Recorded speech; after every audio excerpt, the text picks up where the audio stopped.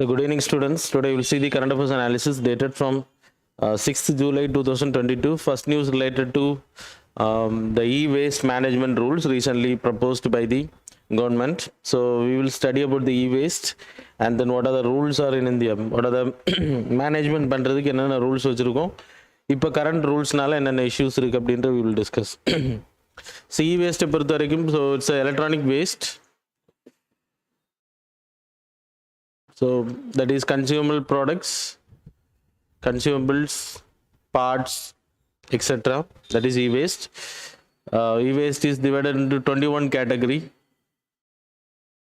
The 21 categories are divided into information and communication technology under this 2011 Act, 11 Act rules, and then electrical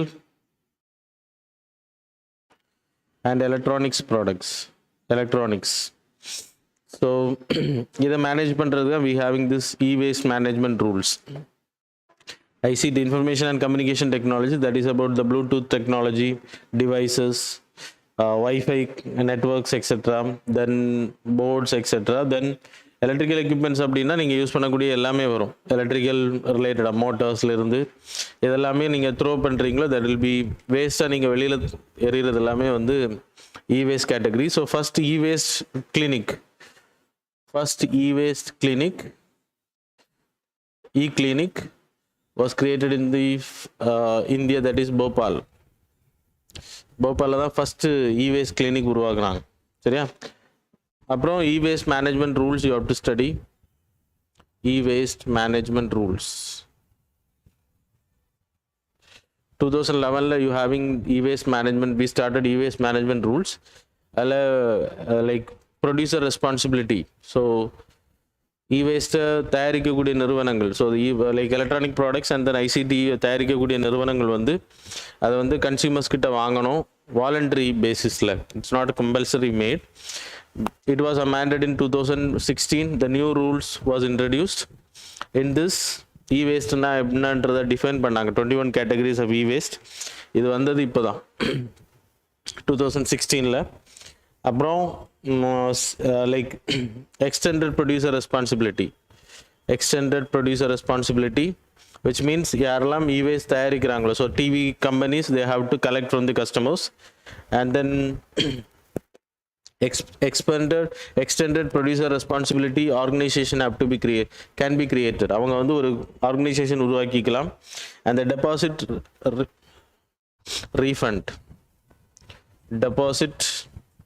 refund scheme. அப்படின்னா TV வாங்கும்போது they will collect ஒரு 5,000 rupees extra வாங்குவாங்க. அது எப்போ உங்களுக்கு திருப்பி கிடைக்கும்? இட்ஸ் அ ரீஃபண்ட் தான். ஆனால் அந்த டிவி வந்து பழுதடைஞ்சு நீங்கள் அதை போய் இ-வேஸ்ட்டாக கொண்டு கொடுக்கும்போது you will get the 5,000 or 2,000. அது எவ்வளோ வாங்குறாங்க அப்படின்றது பொறுத்து. ஸோ அது வந்து உங்களுக்கு ரிட்டர்ன் கிடைக்கும். That's a benefit of this deposit refund. அப்போ பீப்புள் வந்து இ-வேஸ்ட்டை வந்து வீட்டில் வைக்க மாட்டாங்க. If it is monetary available then people will give it to the custom, like யார் அதை தயாரிக்கிறாங்களோ அவங்ககிட்ட கொடுத்துருவாங்க. That's a benefits. So state government can make laws under this e-waste management. State governments வந்து ஒவ்வொரு ஸ்டேட் கவர்மெண்ட்ஸும் the controlling authority state government கையில் கொடுத்துருக்காங்க. அப்புறம் urban municipalities they have to have a collecting, அப்புறம் அதை டிஸ்மேண்டில் பண்ணுறது, சேஃப்டி டிஸ்மேண்டிலிங், அப்புறம் எங்கே அலோகேட் பண்ணணும், allocate locations have to be there இ-வேஸ்ட்டை வந்து மேனேஜ் பண்ணுறதுக்காக. So these are the benefits of this e-waste management rules 2016. டிஸ்மேண்டிலிங்கான ப்ராப்பர் லொக்கேஷன்ஸ் இருக்கணும். So why e-waste is more concern அப்படின்னா சென்ட்ரல் பொல்யூஷன் கண்ட்ரோல் போர்டு கிட்டத்தட்ட 2019 time period we are collecting 10 lakh tons of e-waste. E-waste garbage வந்து அதிகமாக இருக்குது அப்படின்றாங்க. So இது இன்னும் டபுள் ஆகுறதுக்கான வாய்ப்பு இருக்குது ஃபியூச்சரில். And the 95% of the e-waste which was recycled was not properly made. சரியா? It's creating pollution again. Informal கேட்டகரியில் பண்ணுறாங்க. It's not in the formal. So it will give more harmful who are handling without safeguards இல்லாமல் அதை handle பண்ணுறவங்களுக்கு இன்னும் அதிகமான பாதிப்பு, environment degrade ஆகிறதுக்கான வாய்ப்பு. இந்த கேஸ் எல்லாம் சிஎஃப்எல் பல்ப் எல்லாம் வந்து அதை உடைக்கும் போது gases will be released. So அப்புறம் மெர்க்குரி, லெட் இதெல்லாம் வந்து இவேஸ்டில் இருக்குது. இதை வந்து தண்ணியில் போட்டாங்க அப்படின்னா கிரவுண்ட் வாட்டர் கூட அது கலக்கும், இந்த let and the mercury. So it will degrade the water and then it's a carcinogenic agents. So it is harmful for the human beings as well as the living, that is plants, அனிமல்ஸுக்கு வந்து அனிமல்ஸுக்கும் human பீயிங்ஸும் ரொம்ப பாதிப்பு உருவாக்கும். So that's why there is a we having this management rules. So stringent measures எடுக்கணும் அப்படின்ற recommendations. And then இப்போ இது நியூஸில் வந்ததுக்கான ரீசன் வந்து 2011-16 ரூல்ஸில் they added some draft. That's a draft rule. It never came, இன்னும் இம்ப்ளிமெண்டேஷனில் வரல. சர்டிஃபிகேட் வந்து இன்ட்ரடியூஸ் பண்ணலாம் அப்படின்னு சொல்கிறாங்க.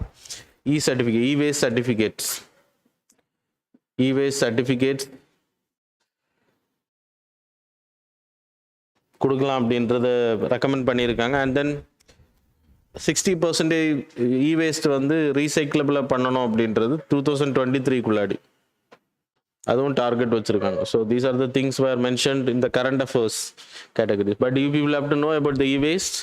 வை waste is like concern for India?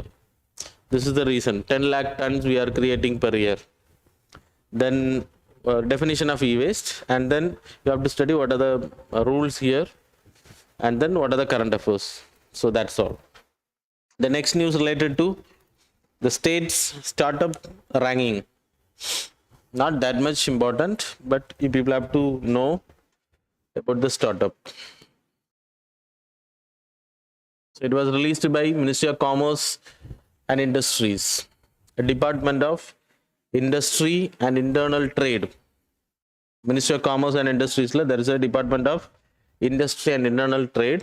They are releasing, it's a 3rd edition. State Startup Report Ranking. So it was released by Ministry of Commerce and Industries. Under the department, like there is a department called as Department of Industry and Internal Trade. So they are release பண்றாங்க. It's a 3rd edition. So 3rd time they are releasing. So இது என்னென்ன கேட்டகரியில் release பண்றாங்க அப்படின்றது important. There's a category that is institutional support. The state is providing institutional support for new startups. For research and purpose supports கொடுக்குறாங்க அப்படின்னா they will get good ranking. அப்புறம் fostering in the sense giving guidance, helping those people who want to do startups. அப்புறம் incubation அப்படின்னா prototype பண்ணுறதுக்கு, research பண்ணுறதுக்கு labs allow பண்ணுறது.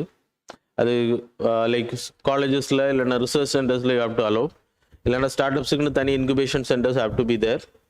அப்புறம் access in market, அவங்க தயாரிக்கக்கூடிய ப்ராடக்ட் வந்து how they are allowing to access market. ஸ்டார்ட் அப்ஸுக்கு வந்து எவ்வளோ இம்பார்ட்டன்ஸ் கொடுக்குறாங்க அப்படின்ற மார்க்கெட்டில்.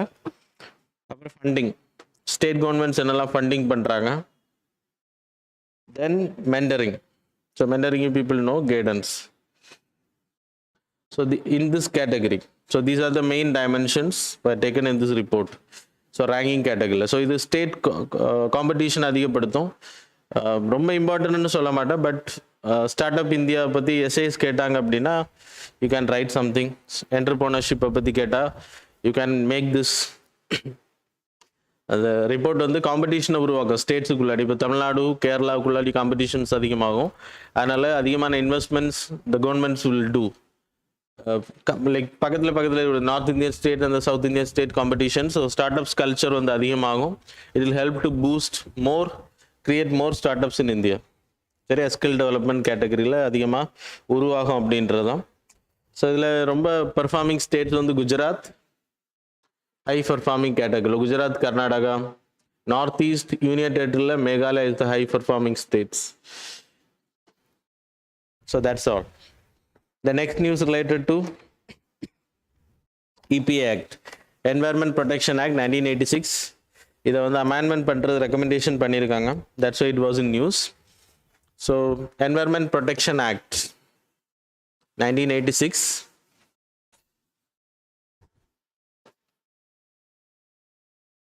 So United Nation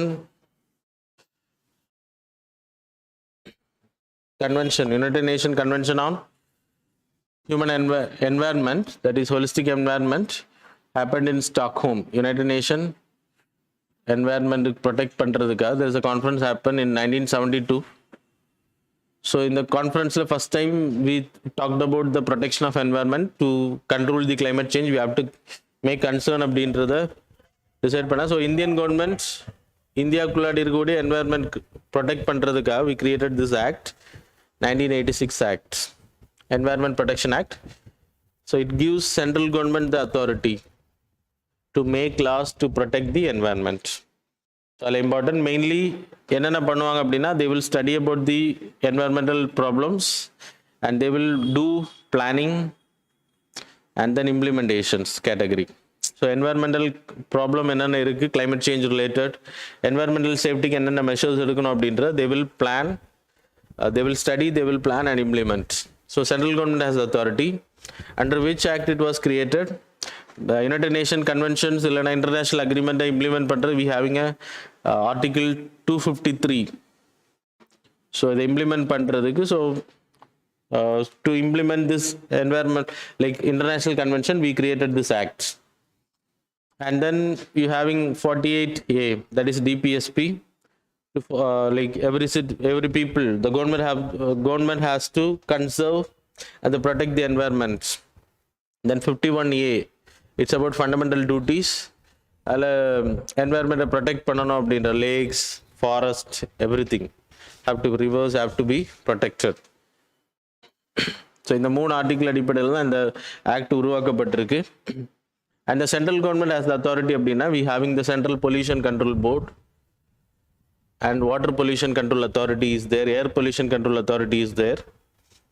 In the act வந்து power, it's giving power to the central government authorities to make regulations. அதில் மெயினாக இந்த ஆக்ட் வந்து ஸ்டாப்பிங் பண்ணுறதுக்கு industries who are violating the norms, those who are very unsafe for the environment. So அதை stop பண்ணுறதுக்கான authority உங்களுக்கு இருக்கு. யாருக்கு அப்படின்னா என்வாயர்மெண்டல் ப்ரொடெக்ஷன் ஆக்ட் அடிப்படையில் central government has the power to stop functioning, அதை வந்து ப்ராஹிபிட் பண்ணுறதுக்கு, இண்டஸ்ட்ரியை ப்ராஹிபிட் பண்ணுறதுக்கான ரைட்ஸ் இருக்குது. சப்ளை எலக்ட்ரிசிட்டி சப்ளையை கட் பண்ணுறதுக்கு, வாட்டர் சப்ளையை கட் பண்ணுறதுக்கான ரைட்ஸ் இருக்குது. அப்புறம் நான் கம்ப்ளைண்ட்ஸ் பண்ணாங்க அப்படின்னா 5 years imprisonment and 1 lakh வரைக்கும் ஃபைன் போடுறதுக்கான வாய்ப்பு இருக்குது. ஸோ கண்டினியூஸாக அவங்க பண்ணுறாங்க அப்படின்னா 7 years imprisonment. If they are violating, if they are not obeying again, 5 years முடிஞ்சு அவங்க வெளியில் வராங்கன்னா கூட அதை திருப்பி அவங்க என்வாயர்மெண்ட் டீக்ரடேஷன் பண்ணுறாங்க அப்படின்னா again 7 years punishment is there. Suppose இன்னும் அது லைக் பெரிய ப்ராப்ளம் இல்லை, இம்ப்ரிசன்மெண்ட்டுக்கான ப்ராப்ளம் ஃபைன் அப்படின்னா if they are violating again and again 5,000 per day. So இதெல்லாமே சீரியஸ், பட் இம்ப்ளிமெண்டேஷனில் லேக்குனாஸ் இருக்கும். சரியா? ஸோ வே ஃபார்வர்டில் you have to write. And then இதை தான் இப்போ என்ன பண்ணியிருக்காங்கன்னா அமெண்ட்மெண்ட் பண்ணுற ரெக்கமெண்ட் பண்ணியிருக்காங்க. இப்போ சிவியர் பனிஷ்மெண்ட் இருக்குனால இண்டஸ்ட்ரீஸ் ஓனர்ஸ் எல்லாம் அரெஸ்ட் பண்ணப்படுவாங்க இஃப் தேர் வயலேட்டிங். ஸோ அதை வந்து டீக்ரிமினலைஸ் பண்ணலாம் அப்படின்னு பிளான் பண்ணியிருக்காங்க. ஸோ டீக்ரிமினலைஸ் பண்ணாமலே இவ்வளோ ப்ராப்ளம் இருக்குது நமக்கு. டீக்ரிமினலைஸ் பண்ணப்பட்டால் see the irony of India. Decriminalize பண்ணுற ரெக்கமெண்ட் பண்ணியிருக்காங்க. அப்புறம் ஃபைன்ஸ் மட்டும் போதும், அரெஸ்ட் வேணாம் அப்படின்றதும் சொல்லியிருக்காங்க. ஸோ இதெல்லாமே வந்து ப்ரொடெக்ட் பண்ணது, என்வாயர்மெண்ட்டை ப்ரொடெக்ட் பண்ணுற உருவாக்கப்பட்டது. பட் இது டைல்யூட் பண்ணப்பட்டால், இந்த ஆக்ட் டைல்யூட் பண்ணப்பட்டால் again the huge problem is there. Violation of big corporates வந்து அதிகமாகும் அப்படின்றது தான். So drawback of this like current environmental protection, இது ரெக்கமெண்டேஷன்ஸில் நான் சொன்னேன். கரண்ட் என்வாயர்மெண்ட் ப்ரொடெக்ஷன் ஆக்டில் இருக்கக்கூடிய ப்ராப்ளம்ஸ் என்னெல்லாம் அப்படின்னா இம்ப்ளிமெண்டேஷன் ப்ராப்பர் கிடையாது. இவ்வளோ ஃபைன்ஸ் இருக்குது, ஆனால் எங்கேயுமே வந்து ப்ராப்பராக ஃபைன் கலெக்ஷன் பண்ணுறது கிடையாது. ஃபைன் போட்டதுக்கப்புறம் supreme court will interfere and it will stop. இந்த மாதிரி ப்ராப்ளம்ஸ் இருக்குது. Complete centralisation, state government doesn't has the authority to impose fines, இல்லைனா இதை கண்ட்ரோல் பண்ணுறதுக்கான மெஷர்ஸ் எடுக்கிறதுக்கான அதிகாரம் ஸ்டேட் கவர்மெண்ட் கிட்ட கிடையாது. சென்ட்ரல் பொல்யூஷன் கண்ட்ரோல் போர்டு தான் அதை டிக்டேட் பண்ணுவாங்க. அப்புறம் no participation of people, public participation கிடையாது. எல்லா பொல்யூஷனும் கண்ட்ரோல் ஆகலை, பிகாஸ் நாய்ஸ் பொல்யூஷன் ஆட் ஆகலை. இதில் ஏர் பொல்யூஷன் இருக்குது, வாட்டர் பொல்யூஷன் இருக்குது, அப்புறம் சாயில் பொல்யூஷன்ஸ் இருக்குது. இதில் noise pollution was not added. Radiation, இப்போ radio waves it's a serious concern. அந்த பொல்யூஷனை பற்றிலாம் இங்கே மென்ஷன் பண்ணப்படலை. So you have to create a new law அப்படின்றதும். ஸோ இன்னைக்கு ஏற்ற மாதிரி we have to amend or else you have to create a new one. That's the main thing about this recommendations. That's all. Then the next news related to service charge. ஹோட்டல்ஸில் நம்ம உணவு அருந்தும்போது உணவு அருந்தினதுக்கு பிறகு இந்த பில்லில் டிஃபால்ட்டாக வரும் சில ஹோட்டல்ஸில் வந்து அந்த பேரஸ் வந்து வாங்குவாங்க சர்வீஸ் சார்ஜ் அப்படின்னு பேர். அது வாங்கக்கூடாது அப்படின்னு சொல்லிட்டு ஆர்டர் போட்டிருக்காங்க. That's why it was in news. அது யார் ஆர்டர் போட்டாங்க, அவங்களுக்கு என்ன அத்தாரிட்டி இருக்குது அப்படின்ற. சர்வீஸ் டேக்ஸ்னா service tax is different, service charge is different. Service charge அப்படின்னா அந்த ஹோட்டல்ஸ் வந்து அவங்களுக்கான மிஷின்ஸுக்கோ அவங்க கொடுக்கக்கூடிய சர்வீஸுக்கோ வாங்குறதில்ல, அவங்க ஹோட்டல் எம்ப்ளாயீஸுக்கு வந்து கொடுக்கறதுக்காக பில்லை இன்க்ளூட் பண்ணி வாங்குவாங்க. சில ஹோட்டல்ஸில் அவங்களே வாங்கிப்பாங்க, டைரெக்டாகவே வாங்க. டிஃபால்ட்டாக பில்லில் வரும், இல்லைன்னா பீப்புள் விரும்பி கொடுக்கணும் சர்வீஸுக்கு வந்து, அது வாங்கக்கூடாது, கம்பல் பண்ணி வாங்கக்கூடாது அப்படின்ற சொல்லியிருக்காங்க. ஸோ இந்த ஆர்டர் கொடுத்த consumer protection act authority is more important rather than about the service charge. So 1986 we having show the PDF. So 1986 we having the consumer protection act வந்து இன்ட்ரடியூஸ் ஆச்சு. அதுக்கு பிறகு we amended in 2019. we changed a lot. முன்னாடி இந்த consumer protection ஆக்டில் we never had a separate regulators. நம்ம எது போனோம்னாலும் கோர்ட்டுக்கு தான் டைரெக்டாக போகணும். ஏதாச்சும் ஒரு ஆன்லைனில் நீங்கள் ஆர்டர் பண்ணிங்கன்னா there is no solution in the 1986 Act. 2019 ஆக்டில் we created a Central Consumer Protection Authority. அப்புறம் ஸ்டேட் கன்சியூமர் ப்ரொடெக்ஷன் அத்தாரிட்டி இருக்குது, டிஸ்ட்ரிக்ட் கன்சியூமர் ப்ரொடெக்ஷன் அத்தாரிட்டி இருக்குது. So you can make a complaint district wise. அப்படின்னா 1 crore மேலே இருந்துச்சு அப்படின்னா நீங்கள் state லெவலில் கம்ப்ளைண்ட் பண்ணிக்கலாம் ஸ்டேட் கன்சியூமர் ப்ரொடெக்ஷன் அத்தாரிட்டி கிட்ட. டிஸ்ட்ரிக்ட் லெவல் அப்படின்னா 1 crore கீழே இருக்கணும் உங்களோட கம்ப்ளைண்ட். இந்த நேஷ்னல் அப்படின்றப்போ எபோவ் 1 crore அப்படின்னா கம்ப்ளைண்ட் பண்ணிக்கலாம். சரியா? இந்த கேஸ் ஃபைல் பண்ணுறவங்க எங்கே இருந்து வேணால் ஃபைல் பண்ணலாம். முன்னாடி எப்படி கிடையாது, அந்த கம்பெனி எங்கே இருக்கோ அங்கே தான் ஃபைல் பண்ண முடியும். இப்போ அமேசானில் ஒரு ப்ராடக்ட் நீங்கள் வாங்குறீங்க அப்படின்னா அமேசான் டெல்லி பேஸ் இல்லைன்னா ஹைதராபாத் பேஸ்னால் அங்கே போய் தான் நீங்கள் கம்ப்ளைண்ட் பண்ண முடியும், இங்கே கம்ப்ளைண்ட் பண்ண முடியாது. ஆனால் இப்போது உள்ள ஆக்டில் இட் வாஸ் மேட். அப்புறம் கன்சியூமர் கேன் கிளைம் காம்பன்சேஷன். இப்போ ஒரு ப்ராடக்ட் வந்து அவங்க தப்பாக கொடுக்குறாங்க அப்படின்னா, இல்லை டேட்டட் பொருட்களை கொடுக்குறாங்க அப்படின்னா you can file a complaint and you can get compensation also. அப்புறம் இ-காமர்ஸ் வந்து முன்னாடி கிடையாதுன்னு சொன்னேன், இப்போ இருக்குது. அப்புறம் court can refer the settlement for mediation. முன்னாடி மீடியேஷனுக்கான ப்ரொவிஷன்ஸே கிடையாது, அப்படின்னா பேச்சுவார்த்தை பண்ணி முடிவு கொண்டு வரதுக்கான ப்ரொவிஷன்ஸே கிடையாது. இப்போ அந்த ப்ரொவிஷன்ஸ் கொடுத்துருக்காங்க. 45 daysல இந்த கம்ப்ளைண்ட் வந்து முடிக்கணும். That's a procedure. முன்னாடி 30 daysல இருந்துச்சு. இப்போது கோர்ட் இன்டர்ஃபியர் வந்து 2வது தான். இதில் கோர்ட் வந்து டைரெக்டாக தலையிடாது. So that's all about this category. அப்புறம் இந்த கன்சியூமர் ப்ரொடெக்ஷன் அத்தாரிட்டி வந்து ஒரு பொருள் வந்து டேமேஜ் பொருள் கொடுத்துருக்காங்கன்னா அதை ரீஃபண்ட் பண்ணுறதுக்கு, இல்லைன்னா புதிய ப்ராடக்ட் கொடுக்குறது ஆர்டர் போடலாம். விட்ரால் பண்ணுறதுக்கும் ஆர்டர் போட முடியும், ரீகால் பண்ணுறதுக்கு. அப்புறம் இம்போஸ் பெனால்ட்டிஸ், நிறைய பெனால்ட்டிஸ் வந்து போடுறதுக்கான வாய்ப்புகள் அதிகம், அதுவும் பண்ண முடியும்.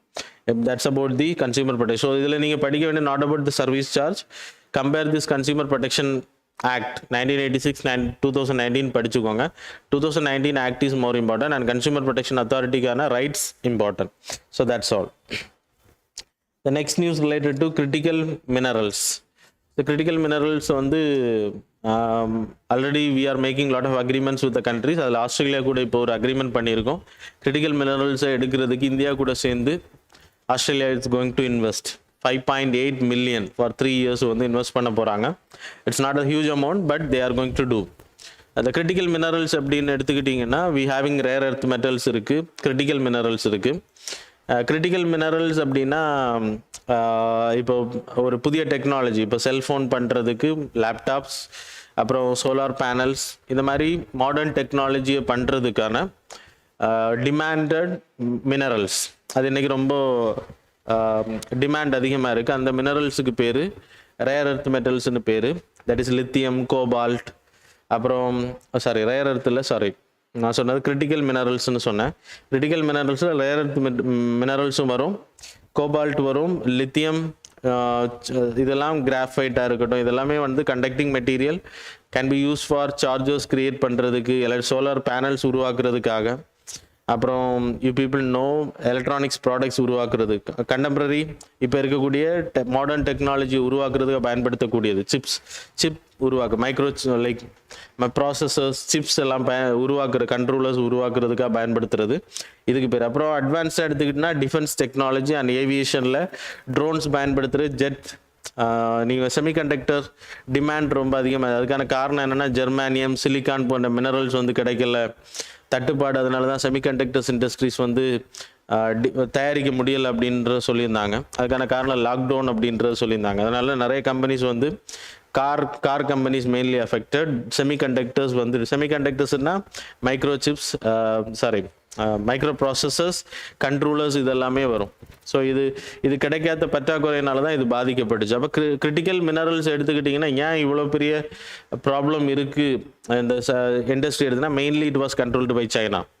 கிட்டத்தட்ட China is a threat because 16 critical mineral, நம்ம இப்போ பார்த்த கிரிட்டிக்கல் மினரல்ஸில் 16 கிரிட்டிக்கல் மினரல்ஸ் கிரியேட்டட் பை, இல்லைன்னா அவங்க எக்ஸ்ப்ளோரேஷன் பண்ணுற சைனா பண்ணுறாங்க.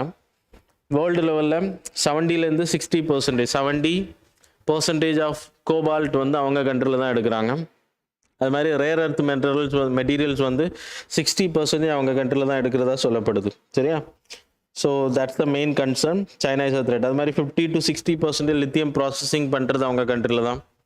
And then 90% of the rare earth metals ப்ராசஸிங்கும் அவங்க கண்ட்ரியில் தான் பண்ணுறாங்க. ஸோ இதை டைவர்சிஃபிகேஷன் பண்ணுறதுக்காக சைனாவை டிஃபெண்ட் பண்ணியிருந்தோம் அப்படின்னா இட் வில் அஃபெக்ட். அதனால தான் அதை டைவர்சிஃபிகேஷன் பண்ணுறதுக்காக இப்போ ஆஸ்திரேலியா கூட what are the things we made, Australia கூட இப்போ சைன் பண்ணியிருக்கோம்.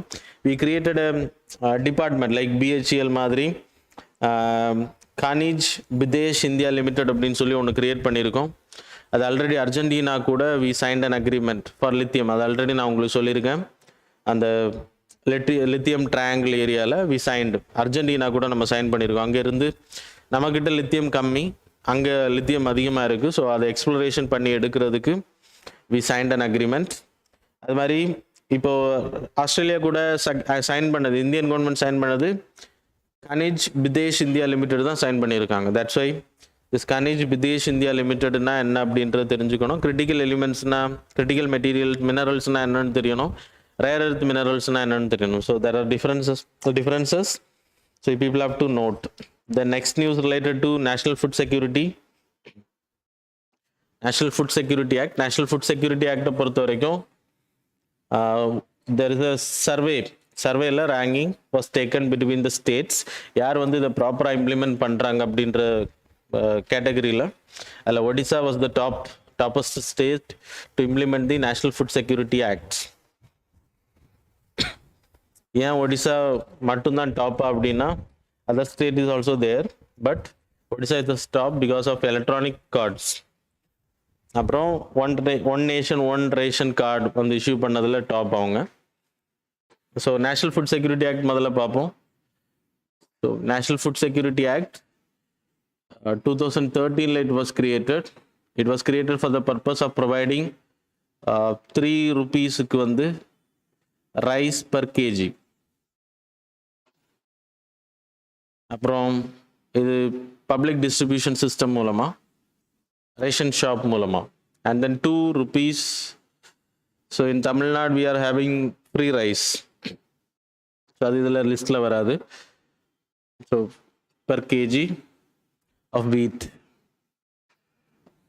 அப்புறம் 1 rupees per KG of millets.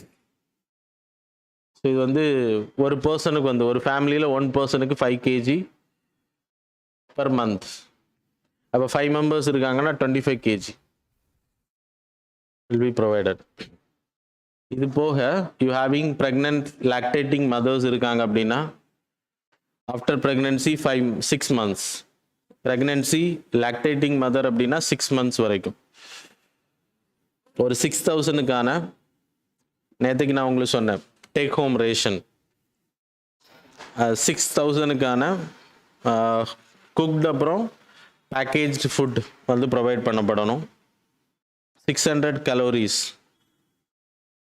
Food packets வந்து ப்ரொவைட் பண்ணப்படும். That is also mentioned in the National Food Security Act.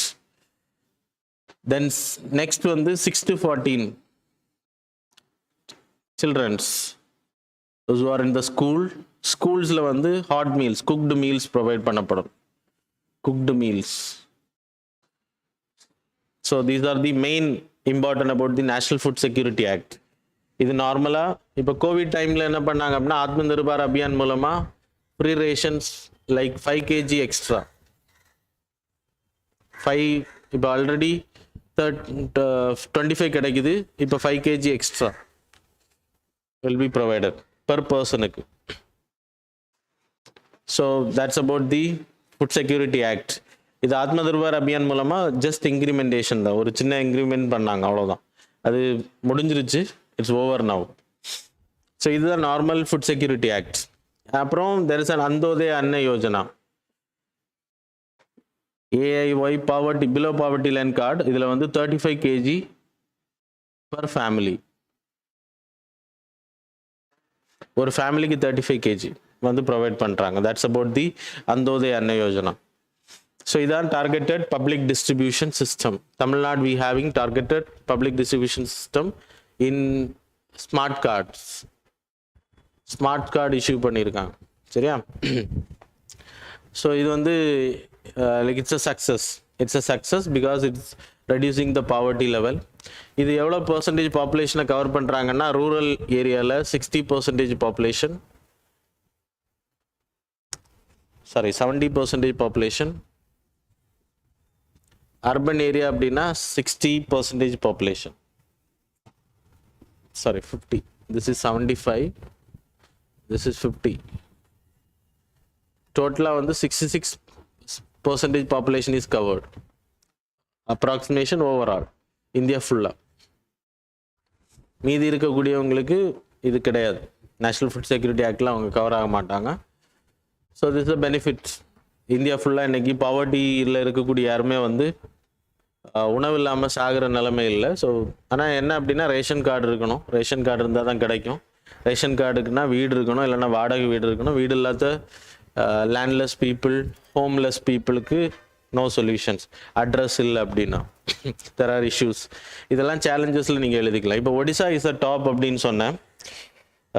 State ranking index, அந்த ரேங்கிங் இண்டெக்ஸ் எல்லாம் நீங்கள் படிக்க வேணாம். ஒய் ஒடிசா இஸ் டாப் அப்படின்றத தெரிஞ்சுக்கணும், சரியா? மெயின்லி 3 விஷயத்தை வச்சு இந்த ரேங்கிங் எடுத்திருக்காங்க. Coverage of national food security, எத்தனை மக்களுக்கு வந்து கொடுக்குறாங்க அப்படின்றது.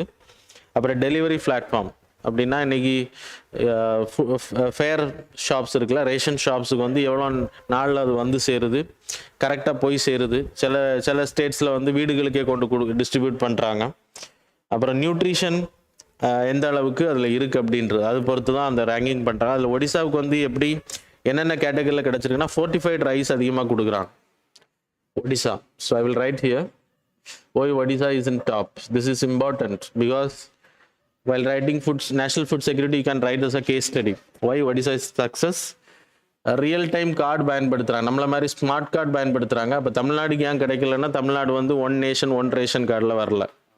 That's the main issue. Tamil Nadu டாப்பில் வராததுக்கான ரீசன் ரியல் டைம் ரெக்கார்டிங், டேட்டாஸை ரெக்கார்ட் பண்ணுற ப்ளஸ் டோர் ஸ்டெப் டெலிவரி.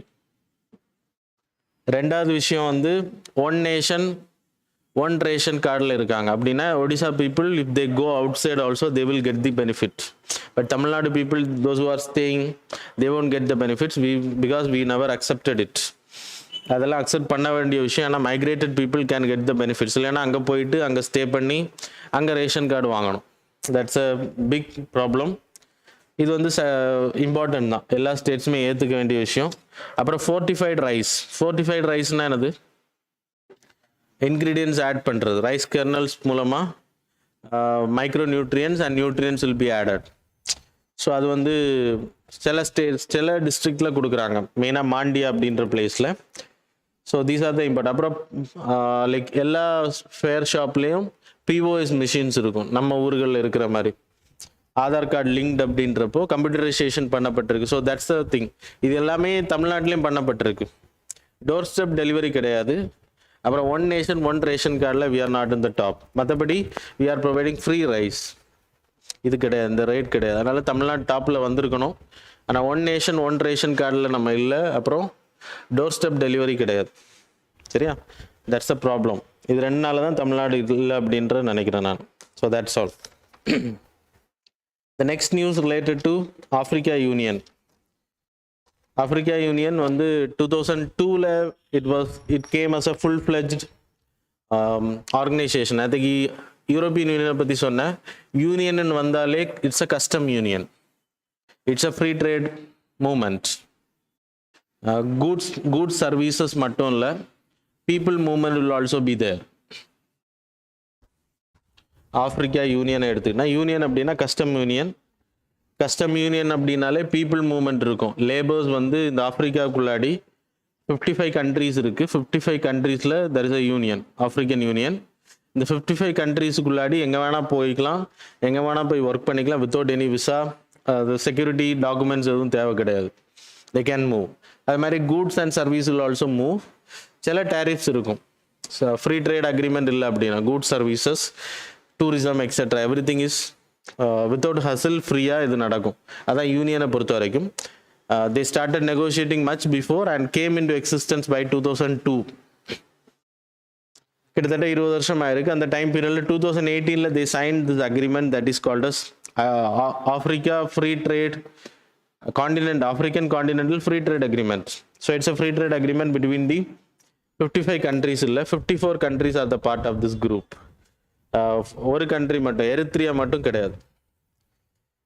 அதனால எரித்ரியா மட்டும் ஞாபகம் வச்சுக்கோங்க. எரித்ரியா மட்டும் இந்த ஃப்ரீ ட்ரேட் அக்ரிமெண்ட்ல கிடையாது. மற்ற கண்ட்ரிஸ் எல்லாம் இதில் சைன் பண்ணியிருக்காங்க. 27 கண்ட்ரிஸ் இதை ராட்டிஃபையும் பண்ணியிருக்காங்க, பார்லிமெண்ட் அப்ரூவல். மற்றவங்க இன்னும் பண்ணலை. The process have to go. இந்த ஃப்ரீ ட்ரேட் அக்ரிமெண்ட் பண்ணியிருக்கிறதுனால they will get the all products free movements. நம்ம இந்தியாவுக்குள்ளாடி எப்படி ஒவ்வொரு ஸ்டேட்டுக்குள்ளாடி ஸ்டேட் மூவ்மெண்ட் இருக்கோ அது மாதிரி டேரிஃப் இல்லாமல் இட் வில் மூவ். லெஸ் டேரிஃப்ஸில் இருக்கும். கண்ட்ரிஸ் அப்படின்றப்ப டேரிஃப் கண்டிப்பாக இருக்கும். Taxes will be there. சரியா? அப்புறம் இந்த கண்ட்ரிஸ் வந்து வளராமல் இருக்கிறதுக்கான மெயின் ரீசன், இதெல்லாம் பண்ணதுக்கப்புறம் இதெல்லாம் வளராமல் இருக்கிறதுக்கான மெயின் ரீசன் சேலஞ்சஸில் it's a terrorist and then piracy அதிகமாக இருக்கக்கூடிய நாடுகள். ஸ்டெபிளைஸ்டு பொலிட்டிக்கல் ஃபார்ம் கிடையாது. நிறைய மிலிட்ரி கூப் இருக்கும். எக்ஸாம்பிள் புர்கினோ ஃபாசோ, அப்புறம் சாட், குனியா, மலி, சுடான். இந்த கண்ட்ரிஸில் எல்லாமே வந்து கிளர்ச்சி நாடுகள். கிளர்ச்சியாளர்களோட பிரச்சனை அதிகமாக இருக்கும். மிலிட்ரி வந்து ரூலிங் எடுத்திருக்காங்க. சர்வாதிகாரம் அதிகமாக இருக்கும். மத ரீதியாக படுகொலைகள், Islamic terrorism is also there. And then இன ரீதியான படுகொலைகளும் அங்கே அதிகமாக இருக்கும். இதனால என்ன ஆகுதுன்னா, அங்கே political stability was not. Free trade agreement நீங்கள் சைன் பண்ணாலும் no use. Union, African union create பண்ணாலும் நோ யூஸ் தான். So the people will not ready to move. அப்புறம் ஃபுட் இன்செக்யூரிட்டி, நிறைய வறுமையில், நிறைய கோவிட் டைமில் நிறைய பீப்புள் வந்து இறந்து போன ஸ்டோரிஸ் எல்லாம் நம்ம கேள்விப்பட்டோம். That's a main thing. Civil society, நிறைய கவர்மெண்ட் வந்து டெமோக்ராட்டிக் கவர்மெண்ட் கிடையாது. அப்புறம் United nation security council Africa இவ்வளோ பெரிய கண்ட்ரியாக இருந்தோம், அவங்களுக்கு பெர்மனன்ட் சீட் கிடையவே கிடையாது. இந்தியாவுக்கும் கொடுக்கல, ஆஃப்ரிக்காலேருந்து 2 கண்ட்ரிஸுக்காக கொடுக்கணும், ஆனால் கொடுக்கல. தென் இந்தியா ஆஃப்ரிக்கா ரிலேஷன்ஷிப் தான் இம்பார்ட்டன்ட் நம்ம யூபிஎஸ்சி பாயிண்ட் ஆஃப் வியூவில். இது தெரிஞ்சுக்கோங்க. It's history why Africa is not growing even they having the union and free trade agreement because of this reasons. அப்புறம் இந்தியாவுக்கும் ஆஃப்ரிக்கா இருக்கக்கூடிய ரிலேஷன்ஷிப் எடுத்துக்கிட்டா இந்தியா தான் அதிகமாக இன்வெஸ்ட் பண்ணுது ஆஃப்ரிக்காவில். எஜுகேஷன், ஆன்லைன் எஜுகேஷன் எல்லாம் நம்ம அங்கே அதிகமாக கொடுத்துட்ருக்கோம். ஹெல்த், ஸ்கில்ஸ், அப்புறம் கோவிட் டைமில் அவங்களுக்கு வேக்சினேஷன் ப்ரொவைட் பண்ணுறது. அப்புறம் ஜியோ பொலிட்டிக்கலில் வி ஆர் டுகெதர். இப்போ யூஎன்எஸ்சியில் பெர்மனன்ட் சீட்டை வாங்குறதா இருக்கட்டும், டெரரிசம் இஷ்யூஸை வந்து பேசுகிறதா இருக்கட்டும், cyber security, energy security, we are together. அப்புறம் கோவிட்லாம் ஆல்ரெடி சொல்லிட்டேன். எக்கனாமிக் கோஆப்ரேஷனில் 63 billion we are doing trade. 63.3 billion. நேற்றுக்கு நம்ம படித்த யூரோப்பியன் யூனியனில் 116 பில்லியன், இங்கே 63. இட்ஸ் ரொம்ப அதிகம் தான். 75% பக்கத்தில் வருது. So it's a good. இந்தியாவை பொறுத்த வரைக்கும் எக்ஸ்போர்ட்டுக்கு வந்து உகந்த கண்ட்ரி. நிறைய நம்ம டிபெண்ட்டாக இருப்பாங்க, நம்ம கண்ட்ரி டிபெண்ட்டாக. So we can improve the trade. So இன்னும் cultural growth. And then Asia Africa growth காரிடாரில் India is a part, African union is a part. So we can improve.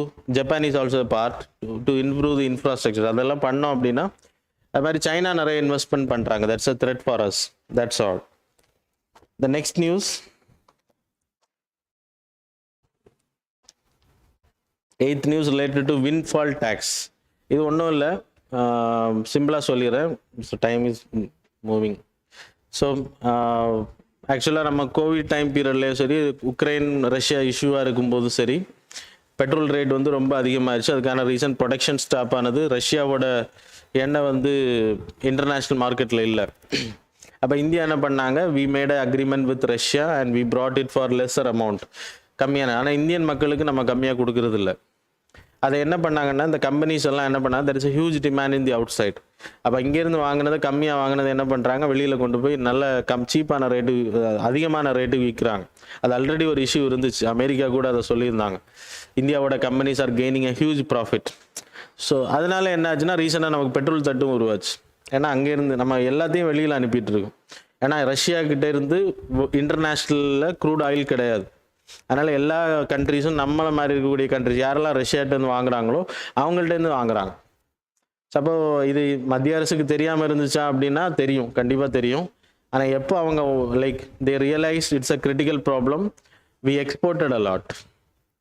அப்போ அந்த பெட்ரோல் தட்டுப்பாடு வந்துச்சு இல்லையா, அப்போ தான் அதை ரியலைஸ் பண்ணாங்க. So we made a windfall டேக்ஸ்னு பேர். அப்படின்னா எந்த ஒரு இன்வெஸ்ட்மெண்ட்டும் பண்ணாமல் ஏதோ ஒரு காரணத்தினால வரக்கூடிய லாபம், அதுக்கு பேர் தான் windfall.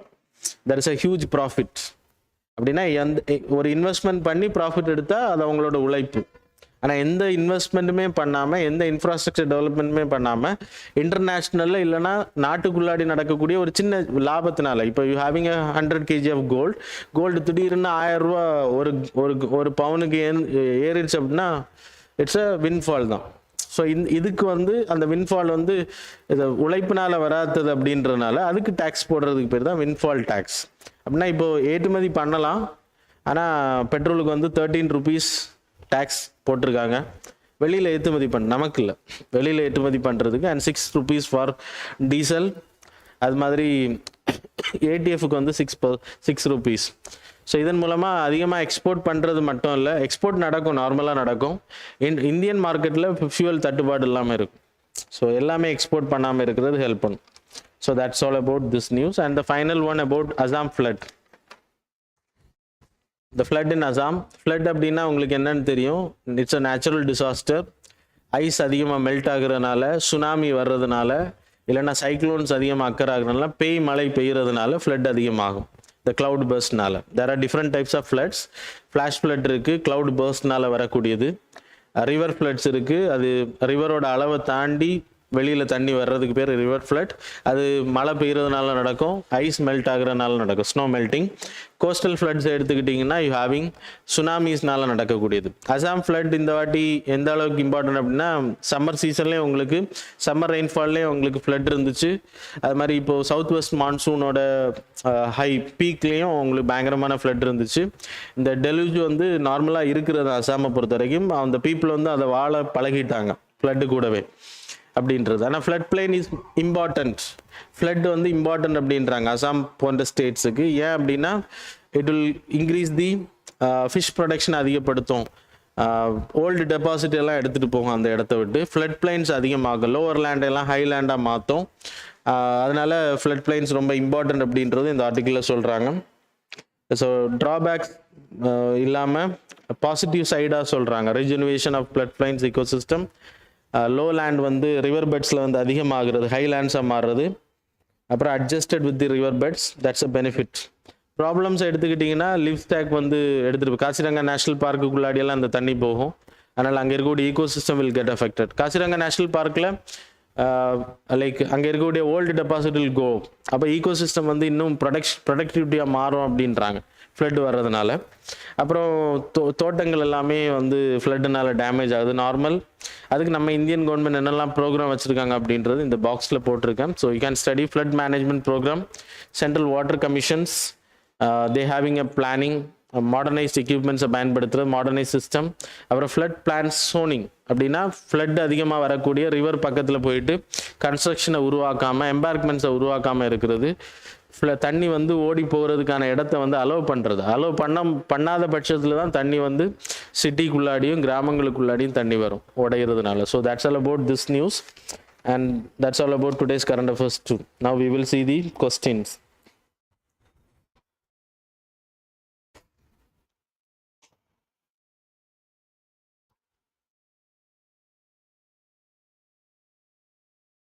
Show the question.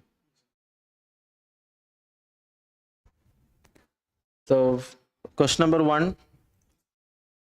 So, I will read the options if it is not visible. Sendurni Wildlife Sanctuary is located in which of the following states? Yesterday we discussed Sendurni. State option number A, that is first option Kerala, second one Karnataka, third one Gujarat, fourth one Sikkim. First one Kerala, second, that is option B Karnataka, option C Gujarat, option D Sikkim.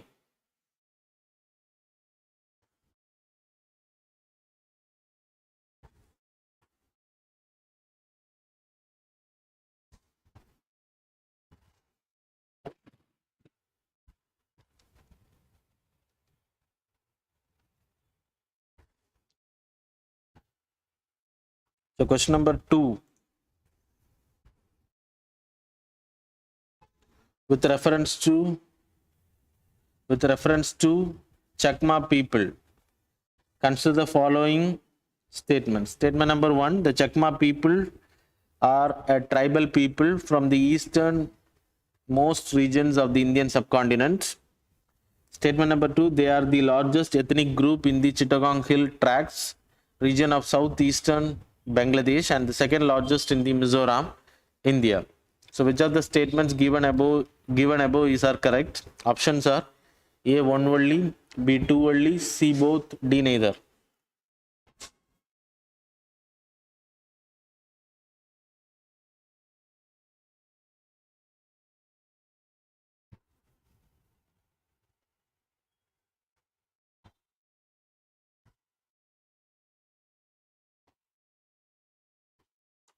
So question number 3 next.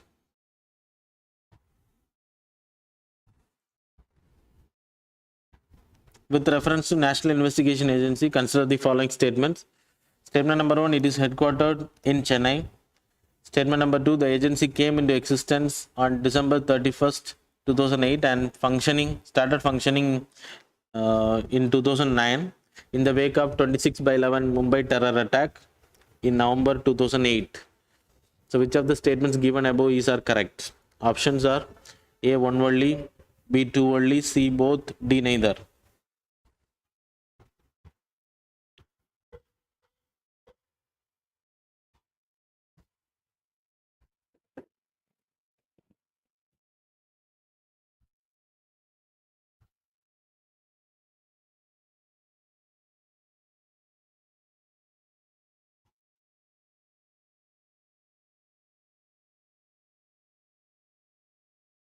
Okay, question number 4. Recently seen in news, Alluri Danya Mandir would be constructed at. Options are A, Mogallu, B, Udupi, C, Pune, D, Surat. So I will give a clue if you are not able to get this question. Alluri Sitarama, it's a news related to Alluri Sitarama Raju. Yesterday we discussed.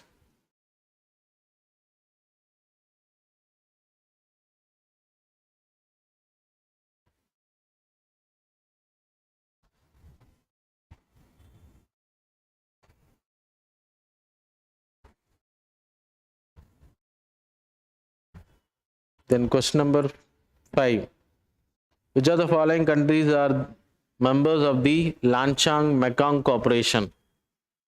Lanchang Mekong Corporation. So the countries are listed.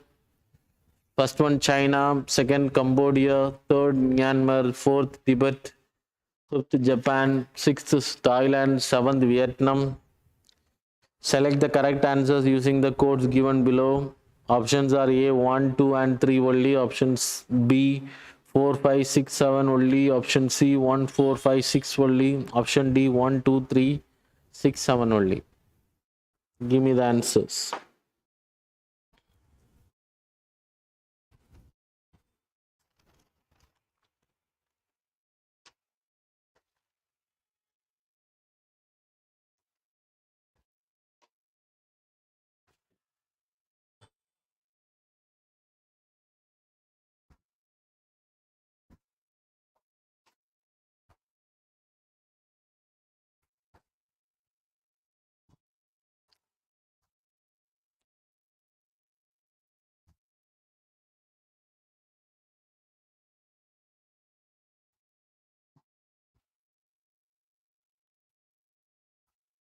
Okay, now we will see the answers.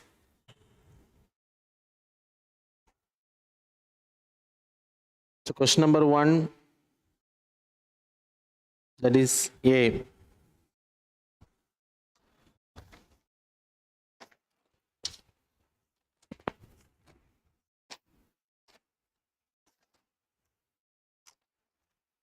Question number 2, that is C.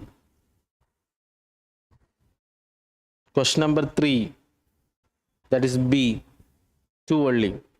It is headquartered in Delhi. Question number 4, that is A. Mogallu. Question number 5 is D. China, Cambodia, Myanmar, Thailand, Vietnam. CMLV countries and Thailand வரும் plus China.